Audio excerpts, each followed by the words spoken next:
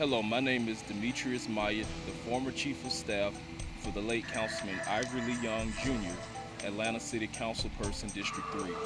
The history behind this park, as we see that's directly behind us, all started through kind of a trial and tribulation. There was a flood that happened in this community that you'll see directly behind us. And because of this flood, the community entered into a public-private partnership and created the retention pond that you see over here to your left. And the retention pond is to really help the flooding within this community. This small square footage is probably the most flood-prone community really almost in the state of Georgia. That's out of Savannah, out of Tybee Island, any of your coast cities. This community right here was extremely flooded.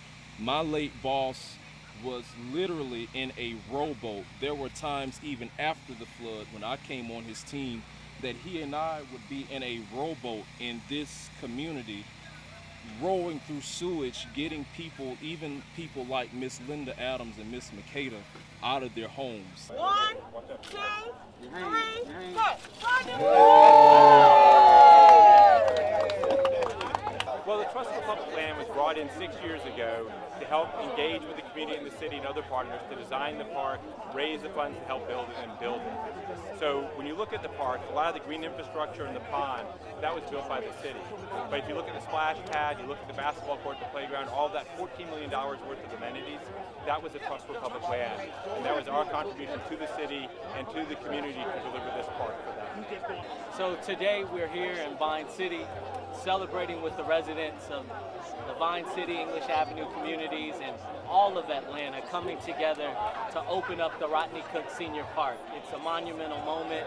It's a perfect example of what we can achieve when we bring together public and private partnerships for the betterment of our residents.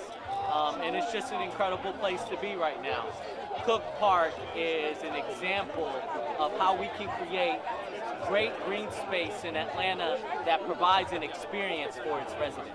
You know, I assisted my colleague Ivory Lee Young in getting legislation done for the park, helping to facilitate some of the meetings and making sure that the community's interest was represented.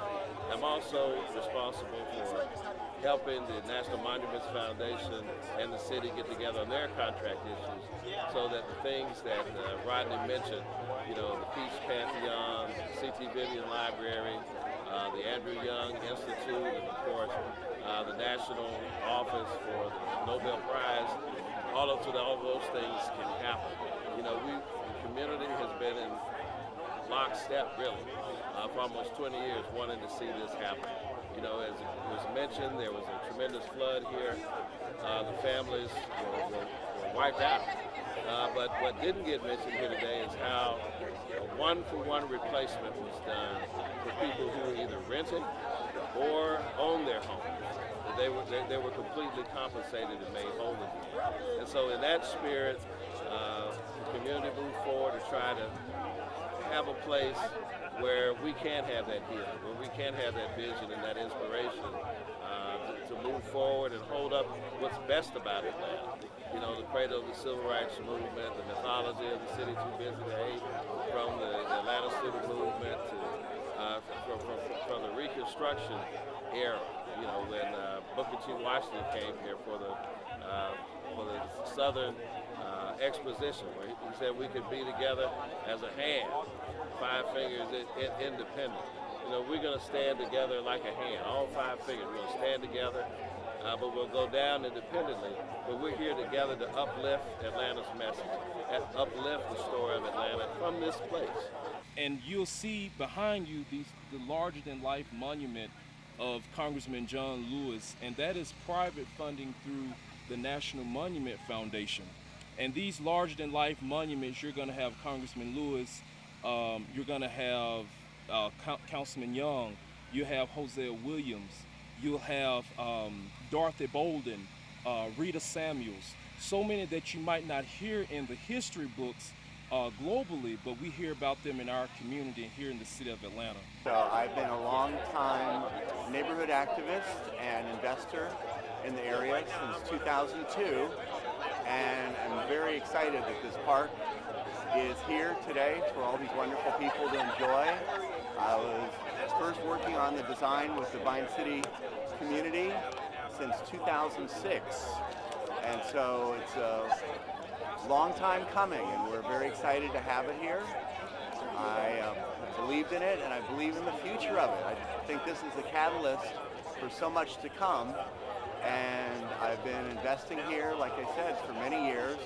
I own about 14 properties that front on this park on 3 sides, and I'm hopeful that in the future they will be put to their highest and best use with good partnerships to make this become an even better place than it is today. I am so proud to be a part of this community.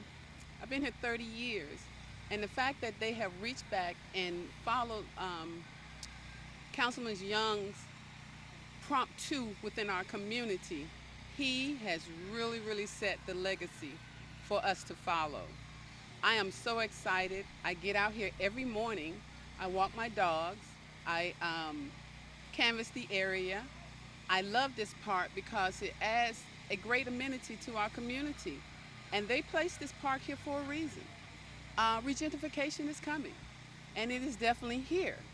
But I'm here to stay, and as a community resident and a longtime homeowner, I own my home, I am just so grateful.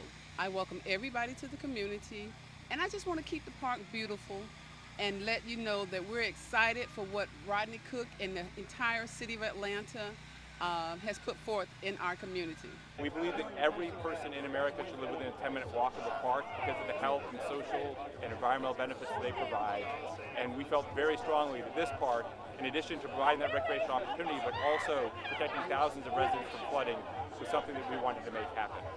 We created through Invest Atlanta, through Quest, and then even some private funds through the Blank Foundation, called your Legacy Residence program. And what that is, that protects a lot of your older people who have been here for years. It protects their property taxes from going up. It actually helps them keep their home in which they stayed in. And if they decide to sell, it is mandatory that bare minimum that they have to get fair market value ×4 for their property.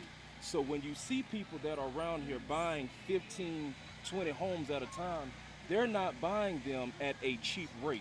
Vine City has been wanting new investment and improvement, new residences.